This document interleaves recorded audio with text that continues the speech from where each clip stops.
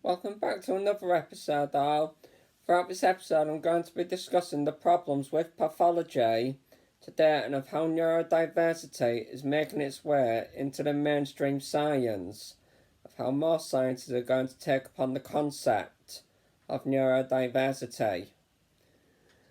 I've read through numerous books and I keep coming to find that scientists tend to be turning against what we've called the pathology paradigm by looking at the neurodiversity paradigm. And I see that the main problem which all of them keep coming up to is the concept of normality, of how they can't seem to define a normal human. So first of all, where did the normal human come from? The normal human all the way came back from Francis Galton in the 19th century and Adolf Quetelet. If I just read one example out to you, this is The Power of Neurodiversity by PhD Thomas Armstrong. Just read a part of his book out to you. This argument for a neurodiversity tolerant society raises the important question of who is normal anywhere. If people with disabilities are regarded as abnormal, then it becomes necessary to define what the conditions of normal are that serve as the ruling standards of appearance, behaviour, and achievement. Interestingly, according to the Oxford English Dictionary, the word normal wasn't even in common use until 1840. It derives from the Latin norma, which was a carpenter's or mason's square, hence the idea of a pattern or rule. In the 19th century, the concept of normal received numerical support from the French statistician Adolf Quetelet, who collected data about height, weight, and other variables and came up with the mean for the average man. This methodology of averaging takes us out of the range of particular individuals and places in their stead the idea of a pure mathematical value. The average of 12, 6, 8, 9, and 15 is 10, yet 10 isn't even represented in any of the original numbers. It's a new number, something else besides the actual reality of what is given. In the same way, there really isn't an average person anywhere. Average merely represents a statistical artifact for something that really doesn't have any tangible existence. The idea of normal certainly has been invested with a great deal of power in our society. We already discussed in Chapter 1 that there is no example of a normal brain sitting in a vat somewhere at the Smithsonian Museum, the NIMH, or some other prestigious institution. The same thing can be said of the human genome. As science writer Matt Ridley points out, the Human Genome Project is founded upon a fallacy. There is no such thing as the human genome. Neither in space nor in time can such a definite object be defined. At hundreds of different loci, scattered throughout the 23 chromosomes, there are genes that differ from person to person. Nobody can say that blood group A is normal, and OB and AB are abnormal. So when the Human Genome Project publishes the sequence of the typical human being, what will it publish for the ABO gene on chromosome 9? The project's declared aim is to publish the average or consensus sequence of 200 different people. But this would miss the point in the case of the ABO gene, because it is a crucial part of its function that it should not be the same in everybody. Variation is an inherent and integral part of the human, or indeed any genome. End of quote. So we can see both PhD Thomas Armstrong and Matt Ridley are two scientists who are already seeing the problem with the ideology of normality. Back to where normal came from, is it came from the racist Eugenics movement. The Eugenics movement was a racist attempt to improve the human race, of trying to make it disease-free. thinking humans were genetically deterministic. And considering biotechnology today, we're rather heading in that same direction. And it was Francis Galton who was the first one to apply statistics to humans, to try to come to a mathematical understanding, and so on. So, by the average always being near the middle, what Francis Galton did was, he rather squashed in what human traits are human, what is it to be human. He narrowed it down, but the neurodiversity movement is an expansion of biological differences, so it's rather turning round and undoing the racist eugenics movement. Basing everything about the human on statistics is just plain problematic because statistics can't explain everything. I'm just going to read from a book with an alternative author on neurodiversity studies, and I'm going to read of how even they're moving it into mainstream now. I quote, "Building on work in feminist studies, queer studies, and critical race theory, this volume challenges the universality of propositions about human nature by questioning the boundaries between predominant neurotypes and others, including dyslexics, autistics, and ADHDers. This is the first work of its kind to bring cutting-edge research across disciplines to the concept of neurodiversity. It offers in-depth explorations of the themes of cure, prevention, eugenics, neurodivergent well-being, cross-neurotype communication, neurodiversity at work, and challenging brain-bound cognition. It analyses the role of neuronormativity in theorising agency and a proposal for a new alliance between the Hearing Voices movement and neurodiversity. In doing so, we contribute to a cultural imperative to redefine what it means to be human. To this end, we propose a new field of inquiry that finds ways to support the inclusion of neurodivergent perspectives in knowledge production, and which questions the theoretical and mythological assumption that produce the idea of the neurotypical. Working at the crossroads between sociology, critical psychology, medical humanities, critical disability studies, and critical autism studies, and sharing theoretical ground with critical race studies and critical queer studies, the proposed new field, neurodiversity studies, will be of interest to people working in all these areas." End of quote. Now if we look from there, we get queer studies, female studies, all these political movements, racial studies and so on, going through. When we trace back, it all begins with Francis Galton again. I'll begin with the point of trying to make the best human race.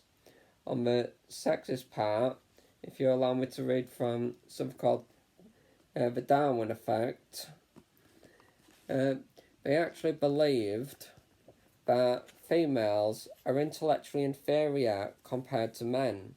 If you allow me to read out, I quote, "A review of the prominent late 19th century writings reveals that a major plank of early evolution theory was the belief that women were intellectually and physically inferior to men. Female inferiority was a logical conclusion of the Darwinian worldview, because males were believed to be exposed to far greater selective pressures than females, especially in war, competition for mates, food, and clothing. Conversely, women were protected from selection by norms that required adult males to provide for and protect women and children. Darwinists taught that, as a result of this protection, natural selection operated far more actively on males than on females. As a result, males became more evolved than women and more superior in virtually all intellectual and skill areas. The women inferiority doctrine is an excellent example of the fact that armchair logic often has been more important in building Darwinian theory than fossil and other empirical evidence. End of quote. So from here again, we're getting into the concept of norms again. And if you notice, all these things are societal expectations. They're all to do with society. And when we look at the pathological paradigm, we come to see that pathology no longer starts from within itself, but pathology comes from the outside in society. Such as when homosexuality, that was defined a pathological disorder, for example. But how did it get its way into there? It was through the racist movement of trying to improve the human race. And they've got this idea that the white man is the superior one, the one with no disability, no this, no that. The right-handed one is the superior, and they're trying to make everyone that. Trying to make everyone to the average. And that's where so much of the women being deemed as less powerful goes. So really, pathology, whether something's pathological or not, is all determined by, is society willing to pathologise it? Such as today, we're not willing to pathologise homosexuality, which is why it's no longer in the DSM whatsoever, because society is not willing to pathologise it. I come across a lot of people who claim that, oh, these people shouldn't be saying they're autistic. So we've got so many people who claim that people like me, autistics like myself, who would currently be said to be ASD level 1, that we shouldn't be autistic. So we're now beginning to get society to claim that, no, we shouldn't pathologise people like me. So they're beginning to say you shouldn't pathologise autism. So you see that pathology, it's all coming from societal pressures, things from the society. I'm just going to read something out from Dr. Gabor, The Myth of Normal, and notice the term normal has come up again as mythological. If I just found the page. Right. I quote, "The psychiatrist, author, and leading trauma researcher Bruce Perry has come to disdain diagnosis almost completely. This is no knee-jerk prejudice. His dim view of the norms and practices of his field follows decades spent assessing tens of thousands of troubled children and extensive contributions to the vast literature on adversity and what we define as disorders. When I got into psychiatry, Dr. Perry told me, it became clear really quickly that the diagnoses were not connected to the physiology, that they were just descriptive, and that there were hundreds of physiological roots to somebody having an attention problem, for example. And yet the profession acted as if these descriptive labels were really a thing. I knew that if we were doing research, if we were using these hollow descriptors, which we call diagnoses, and then study interventions and outcomes, we would just get garbage. And that's what we've done. These days, Dr. Perry is adamant that even playing the DSM game is completely wrong. When invited to contribute to one of the manual's editions, he refused. I said, listen, in 25 years they are going to look back and won't believe that we thought about people that way. It's not a valid way to think about the complexities of human beings. He practices what he preaches in the clinic he helps run.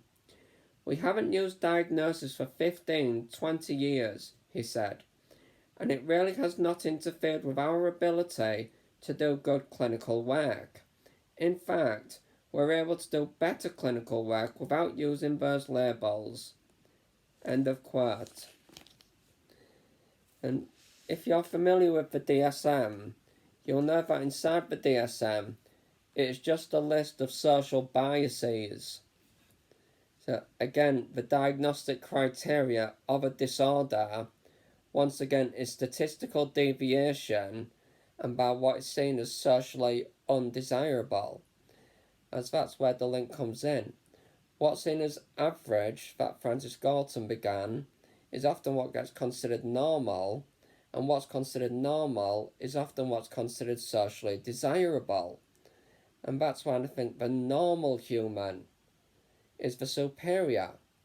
But you begin to see that out of the individuals I've quoted up to now from books, we're all seeing a big problem with this normative approach, that there's one superior way.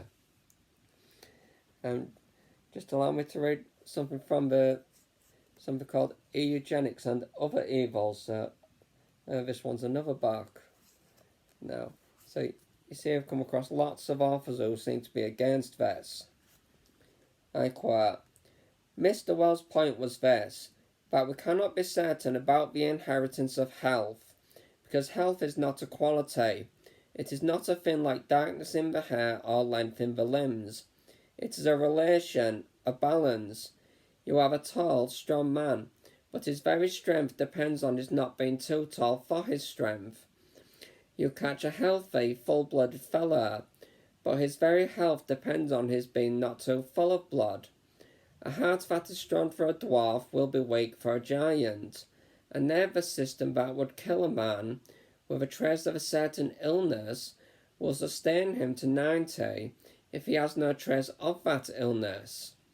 Nay, the same nervous system might kill him if he had an excess of some other comparatively healthy thing. Seeing, therefore, that there are apparently healthy people of all types, it is obvious that if you make two of them, you may even then produce a discord out of two inconsistent harmonies.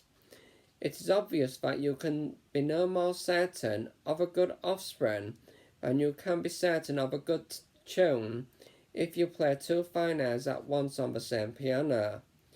You can even less certain of it in the more delicate case of beauty, of which the eugenicists talk a great deal. Marry two handsome people whose noses tend to be aquiline, and their baby, for all you know, may be a goblin, with a nose like an enormous parrot's. Indeed, I actually know a case of this kind. The eugenicist has to settle, not the result of fixing one steady fin to a second steady fin, but that will happen when one toppling and dizzy equilibrium crashes into another. End of quote.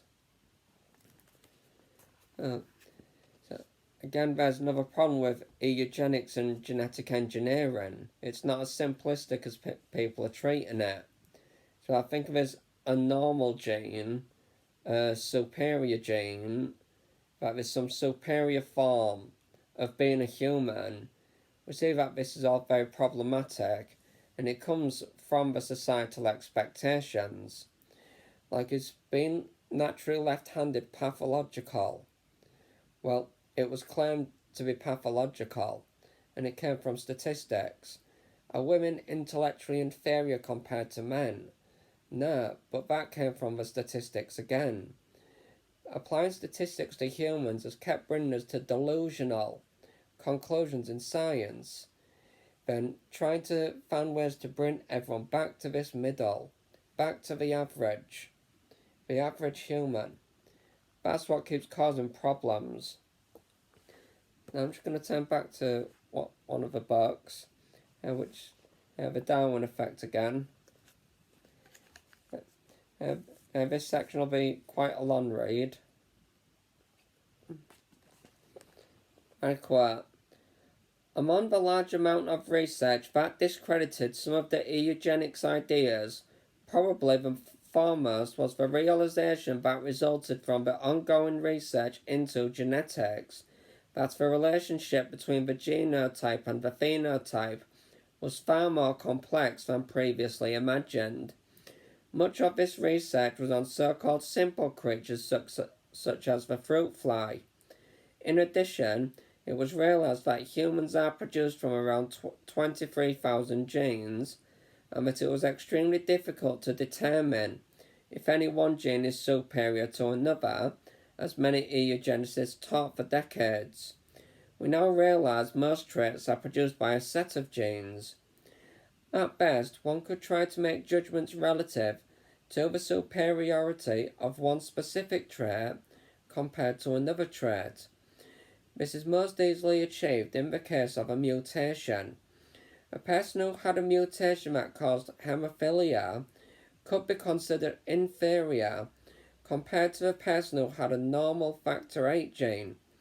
This method considers only one gene, and a person without the genetic defect for hemophilia will be genetically inferior in some other way because mutations or genes that produce inferior traits exist in all humans. A person may have a mutation for baldness, for example, and become bald later in life. End quote. If I just pause there. So we're seeing again, what gets seen as inferior traits are by society again. Society doesn't agree with pathologizing baldness.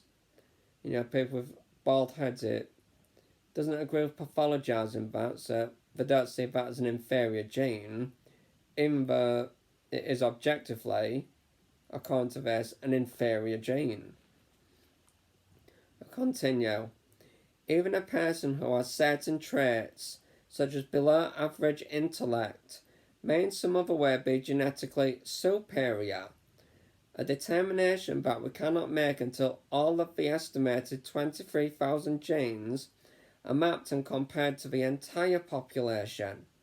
And even then, comparative judgments cannot be made except on very simplistic grounds, such as counting the total number of genes judged, inferior and superior.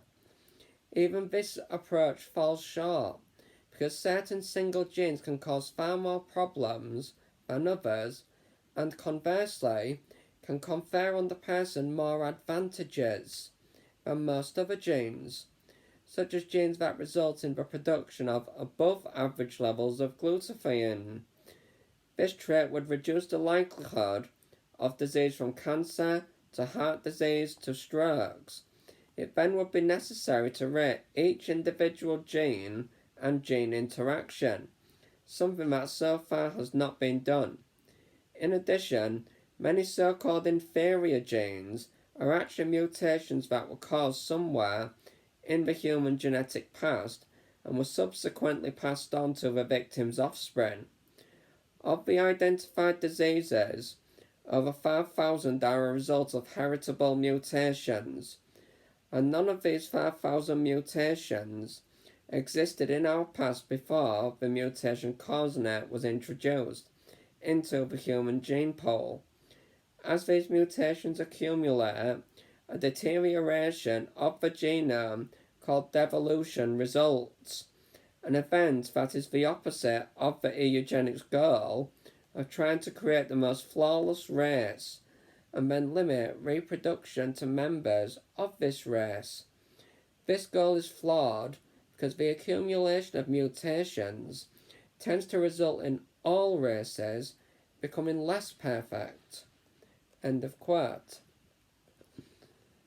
So really, altogether, the idea of eugenics and eliminating mutations is actually the suggestion for premature extinction, but we should actually make ourselves die sooner, but we should make ourselves less likely to be able to reproduce. Here's what it's suggesting. For example, as an example, what might be taken as an inferior gene is, say, the sickle cell mutation. The sickle cell mutation is seen as inferior at the moment, but what's been discovered recently is the sickle cell mutation is a defense mechanism against malaria. Those with the sickle cell mutation experience fewer malaria infections. So doesn't that suppose that the sickle cell mutation is superior in one way, but inferior in another, as what I just quoted supposed? So is there really any such thing as inferior or superior genes? I'm just going to quote again. Even the theory of natural selection came under attack. It was increasingly realised that the many supposed sources of natural selection, especially war, plagues, and disease, often did not kill off primarily the weaker members. Rather, a major factor that influenced who died was chance. In the case of war, those who failed the army, physical, are not drafted. Thus, war is more likely to kill the more fit. The reverse of natural selection. And those who may have an innate disposition to resist a certain disease quite often had an innate weakness to succumbing to other diseases. As J.B.S. Haldane proclaimed in 1932, a society of men that was uniformly perfect would still produce an imperfect society.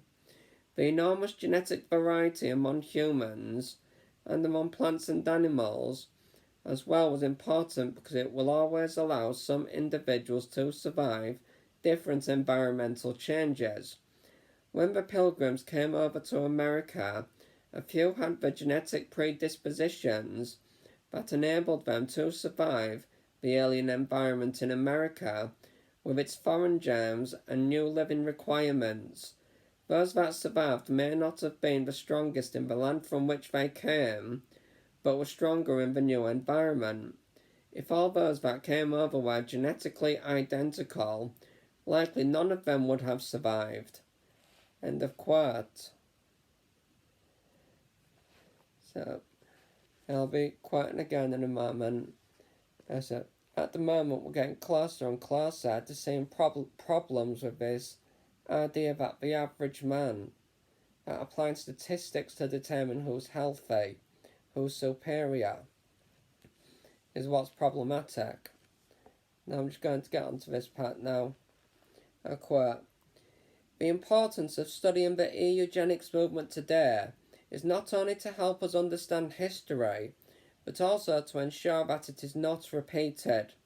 A field grown in influence and prestige, social biology, in some ways is very similar to the eugenics movement.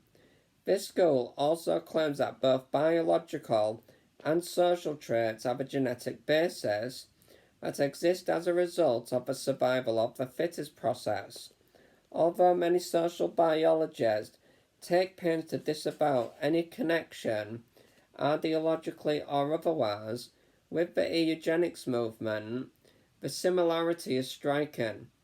This fact is a point that its many critics, such as Harvard's Stephen J. Gould and others, have often noted. End of quote. So, altogether we're getting to see that in that part, social biology, the reason it's strikingly similar to the eugenics movement is what was pathologized was what was seen as socially undesirable, like homosexuality, gypsies, the Jews, all the intellectually disabled, women if they didn't know that they needed women. So all this idea of trying to eradicate anything that doesn't fit the norm is actually the suggestion to go to devolution and to actually cause extinction among our own species. So finding that a lot of scientists are beginning to see problems with the statistical way of doing things, with averaging humans, that average is not the right way to come to an understanding of humans. Now, just to look at disability, disability is contextual, always has been and always will. Like before our world was universal literacy, those seen as intellectually disabled today would not have been seen as intellectually disabled in the past. So it only changed that by changing the social settings. So what we can say is that disorders are more related to society and not so related to biology, such as where we talk about different traits, as they like to call them. I could say that neurotypical people, as they currently call it, that neurotypicality is a neurobiological disorder preoccupied with social concerns, a delusional sense of superiority, and an obsession with conformity. Those diagnosed with neurotypicality are often co-diagnosed with social dependency disorder, as they are so dependent on what society thinks that they are not very willing to be their authentic selves. I could say that. Notice that with all of them being behaviours, I could point out a lot of faults in non-disabled people's behaviours, like the lack of fluid intelligence, where autistic people have a 40% faster at thinking that way. I could say that non-disabled people are not very good visual thinkers compared to dyslexics. I could say so-called normal people are not very creative compared to those with Down syndrome.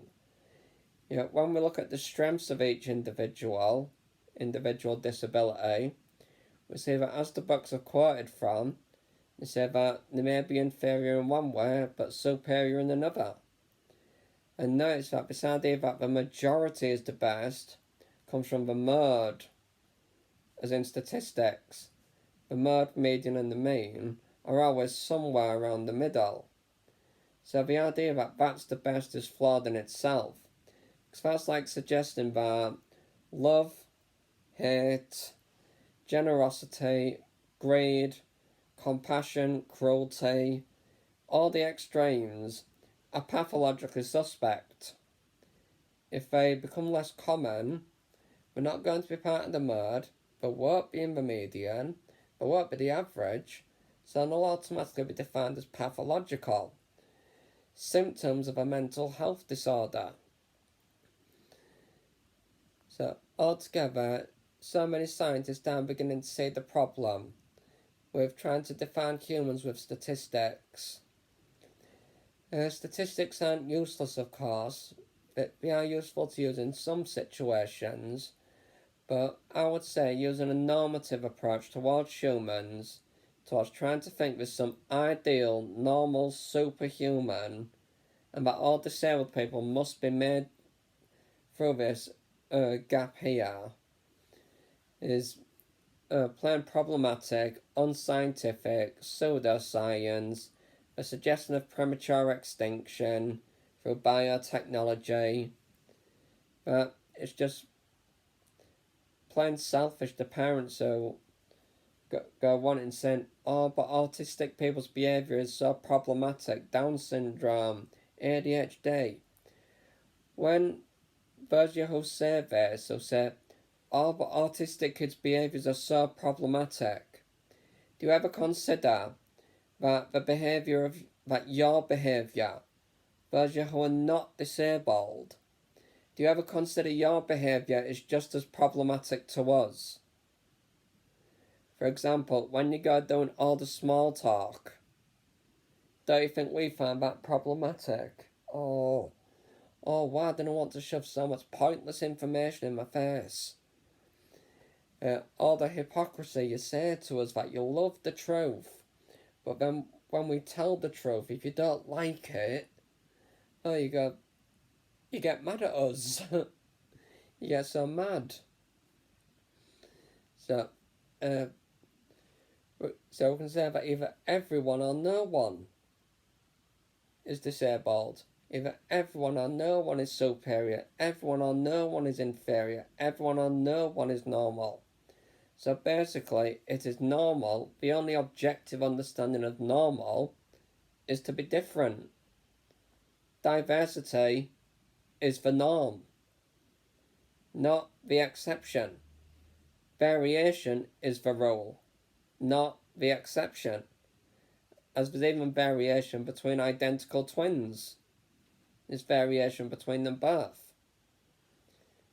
So this idea that we're all meant to be the same become genetically identical, none of us be disabled, no one have diseases, is all flawed in itself.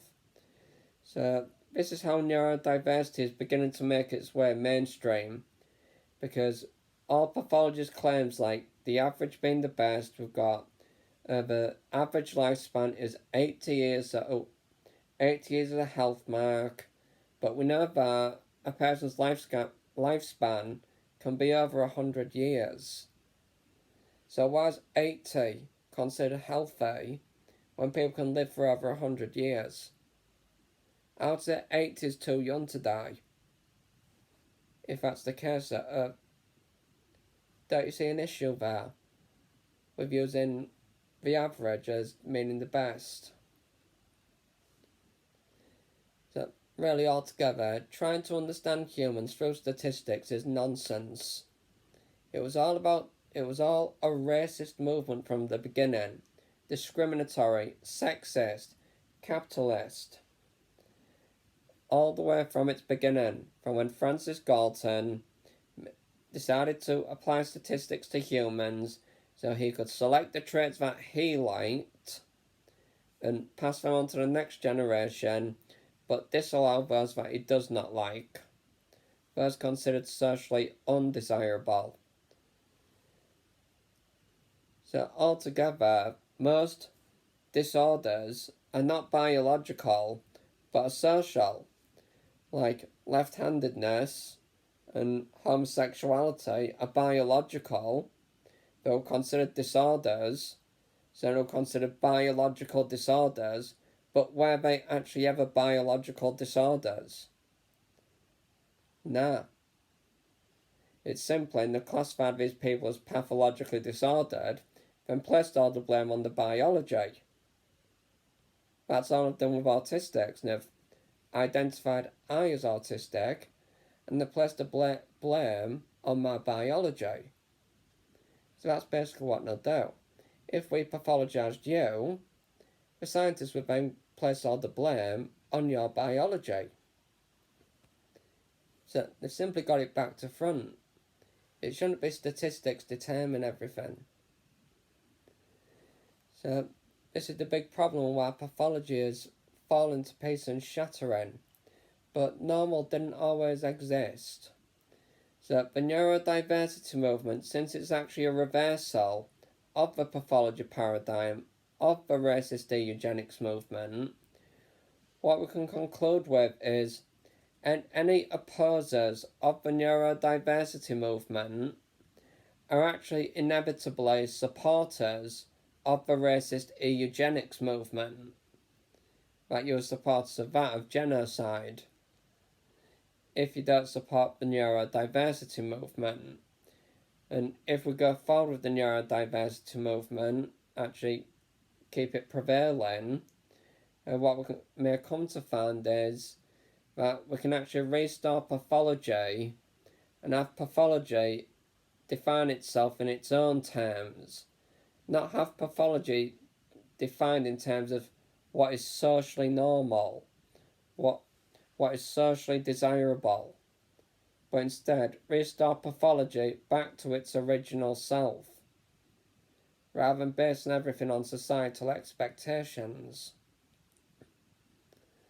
So the neurodiversity movement is a great opportunity. So please, let's not waste it. But let's embrace neurodiversity for the right reasons. If you made it this far, thank you for listening. I hope you found this interesting, and I'll see you on the next episode.